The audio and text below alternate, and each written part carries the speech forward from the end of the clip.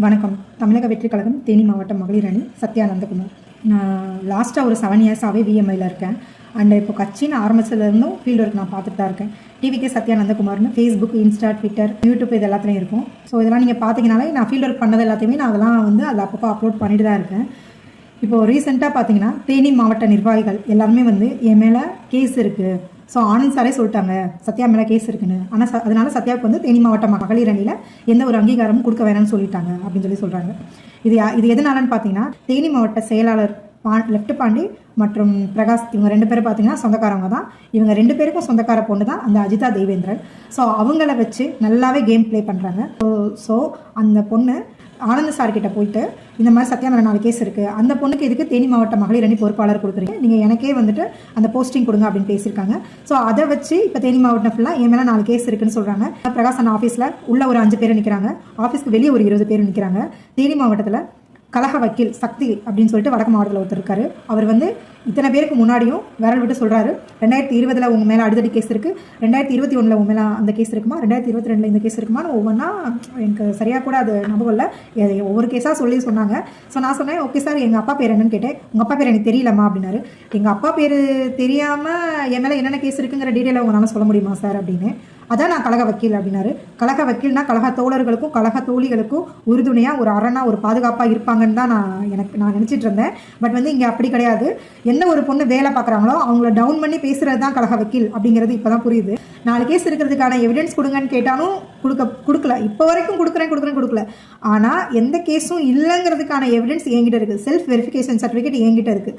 அதை நான் எடுத்துகிட்டு போய் ஆனந்த் சார் கிட்ட காமிச்சாலும் பெருசாக எந்த ரெஸ்பான்ஸும் இல்லை. சார் இந்த மாதிரி தேனி மாவட்டத்தில் இருக்கிற எல்லாருமே என்னை வந்து இப்போ தப்பாக பேசுகிறாங்க சார் அப்படின்னு சொல்லிட்டு நான் கேட்டேன். அவர் வந்துட்டு உடனே கால் பண்ணி, என்னம்மா எந்த ஒரு தப்பும் இல்லாத ஒரு பொண்ணு மேலே எப்படிமா இவ்வளோ பெரிய குற்றத்தை நீங்கள் வச்சிங்கன்னு கேட்கலாமே. ஆனால் எதுவுமே கேட்கலையே. ஏன் கேட்கல? என் வேலையே எனக்கு பெருசாக இருக்குன்னு சொல்லிட்டு போகிறாங்க அப்படின்னா நாளை பின்ன அப்போ நாங்கள் யாருக்காக வேலை பார்க்கணும்?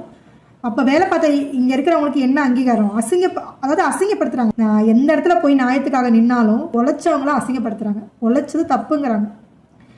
எதுக்கு நீ இவ்வளோ வேலை பார்த்த? ஏன் ஆக்டிவாக இருந்த? ஏன் தலைமை வரைக்கும் தெரியுது ஒன்று? இதுதான் இப்போ கேள்வி. இப்போ இருக்கிற பிரச்சனை அதுதான். அட்மின் ஜெகதீஷ் ஆனால் என் பர்த்டேக்கு விஷ் பண்ணார், நீ வந்துட்டு நல்லா ஒர்க் பண்ணுறமான்னு விஷ் பண்ணார். இப்போ அதுதான் பிரச்சனை. நாளை பின்ன வந்து நான் வேலை பார்க்குறது தளபதி அங்கீகரிச்சாலே அது தப்பு தானா? அப்போ நாங்கள் யாருக்காக வேலை பார்க்குறோம்? அந்த தளபதிக்காக தான் நாங்கள் வேலை பார்க்குறோம். தளபதிங்கிற முகத்துக்காக தான் வேலை பார்க்குறோம்.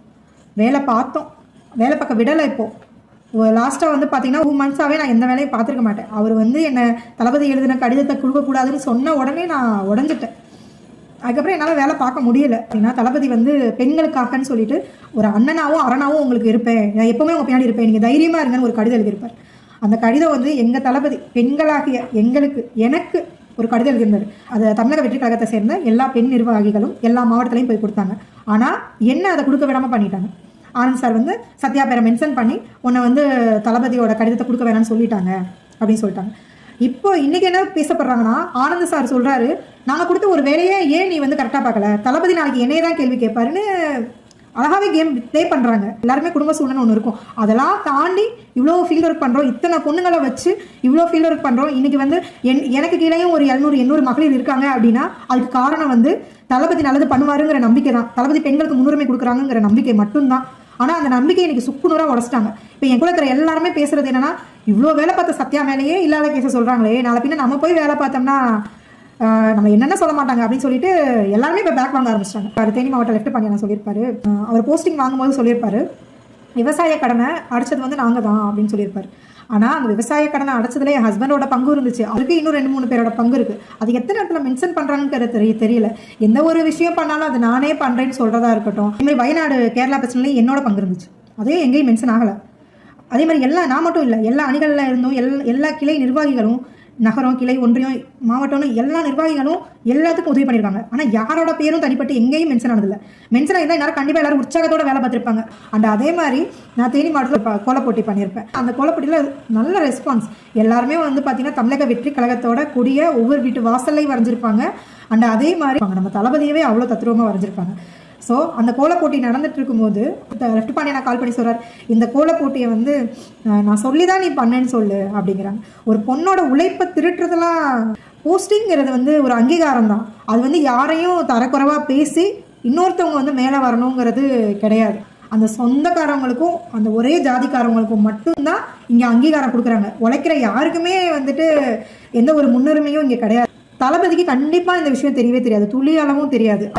அவங்களுக்கு அங்கீகாரம் வேணுங்கிறதுக்காக என்னை கஷ்டப்படுத்தி காயப்படுத்தி என்னை தப்பாக சித்தரிக்கிறாங்க, என்னை ரொம்பவே தப்பாக பேசுகிறாங்க.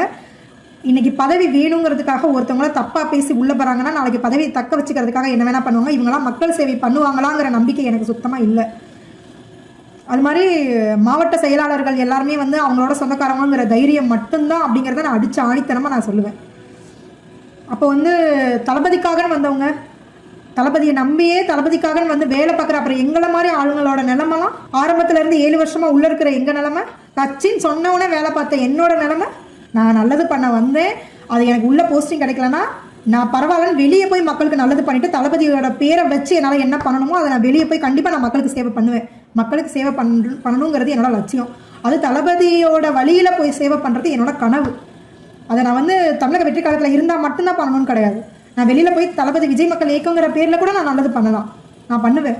ஏன் நீ வேலை பார்க்குற, ஏன் இவ்வளோ ஆக்டிவாக இருக்க, ஏன் எல்லாருக்கும் போய் சேவை பண்ணுறேன்னா என்னை வெளில வந்ததுக்கப்புறம் யாராலையும் தடுக்க முடியாதுல்ல. கட்சின்னு ஆரம்பத்துலேருந்து நம்ம தளபதிக்காக இனிமேல் நான் தான் நிற்கணும். எங்கள் தளபதி வராரு, என் தளபதிக்காக நாங்கள் நிற்கணும். அவர் மனசு எங்களுக்கு நல்லா தெரியும். மக்களுக்கு நல்லது பண்ணுறதுக்கும் மக்களுக்கு சேவை பண்ணுறதுக்கும் மக்களுக்காகவே வரக்கூடிய ஒரே தலைவன் தளபதி, அது எனக்கு தெரியும்.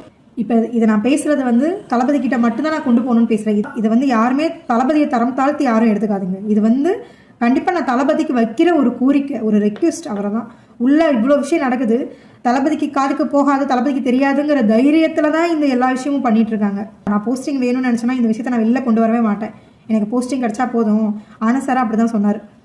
என்னம்மா நான் போஸ்டிங் கொடுக்குறேன் அப்படிங்கிற மாதிரி பேசுகிறாங்க. போஸ்டிங் கொடுத்ததுக்கப்புறம் என் பேர் சரியாகிடும்னு நினைக்கிறீங்களா? இன்றைக்கி சொந்தக்கார பொண்ணு தான் வரணுன்றதுக்காக மாவட்ட செயலாளர்கள் எல்லாரும் சேர்ந்து அந்த சொந்தக்கார பொண்ணை வச்சு கேம் ஆடி எந்த ஒரு எவிடன்ஸும் இல்லாமல் சென்னை வரைக்கும் அனுப்பி என் மேலே 4 கேஸ் இருக்குன்னு சொல்லி இப்போ தேனி மாவட்டம் ஃபுல்லாக அசிங்கப்படுத்துறவங்க நாளைக்கு நான் போஸ்டிங் வந்ததுக்கப்புறம் நான் நின்னா குத்தம், நடந்தா குத்தம், உட்காந்தா குத்தம், ஏன் இந்த தெருவில் போய் வேலை பார்த்தேன், ஏன் அந்த தெருவில் போய் வேலை பார்த்தேன் அப்படின்னு சொல்லிட்டு என்னை வேலை பார்க்க விட மாட்டாங்க. என்னை வேலை பார்க்க விட போகிறதும் இல்லை, நான் வேலை பார்த்தாலும் அதில் குத்தம் கண்டுபிடிக்காமல் இருக்க போகிறதும் இல்லை. ஸோ அதனால எனக்கு இந்த போஸ்டிங்கும் தேவையும் இல்லை. என்னை இவ்வளோ தூரம் குற்றம் சாட்டி ஊரே பேசும்போது என் மனநிலைமெல்லாம் நம்ம ஏன்டா இருக்கோம் அப்படிங்கிற மனநிலைமைக்கு ஆளாக்கிட்டு அதை ஒரு கொஞ்சம் கூட பொருட்படுத்தாமல் அதற்கான தீர்வு சொல்லாத போது எனக்கு எந்த ஒரு நியாயமும் இனிமேல் இங்கே இருக்கிற யார்கிட்டையும் கிடைக்காதுன்னு எனக்கு தெரிஞ்சிருச்சு. ஸோ இதுக்கு எல்லாமே வந்து நான் தளபதி கிட்ட மட்டும்தான் எனக்கு சொல்யூஷன் கிடைக்கும் நான் நம்புறேன். இது எல்லாமே தளபதியோட பார்வைக்கு போகணும். இதனால வந்து கண்டிப்பாக ஒரு சொல்யூஷன் எனக்கு மட்டும் இல்லை எல்லா மாவட்டத்திலையும் கிடைக்கும் அப்படின்னு நான் நம்புகிறேன். நன்றி.